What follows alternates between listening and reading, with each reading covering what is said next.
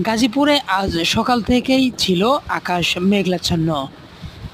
দুপুরের দিকে হালকা বৃষ্টি পড়তে থাকে এবং সেই সাথে মৃদু বাতাস বইতে থাকে।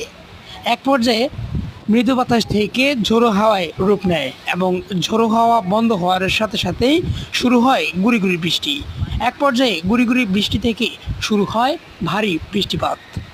কোথাও কোথাও হাঁটু পানিতে রূপ নিয়েছে এই বৃষ্টিপাতে। তৈরি হয়েছে নতুন করে ভোগান্তি। বৈশাখের আগেই এরকম ভারী বৃষ্টিপাত এবং ঝোড়ো হওয়া দেখেনি বাংলাদেশ।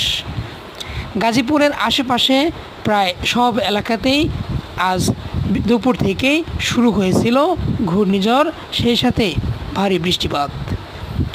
বৃষ্টিপাত বন্ধ হওয়ার পর থেকে রাস্তাঘাটে বিভিন্ন জায়গায় পানি জমে থাকায় ভোগান্তিতে পড়েছেন অফিসগামী এবং গার্মেন্টস কর্মী সহ নানা পেশাজীবী মানুষ।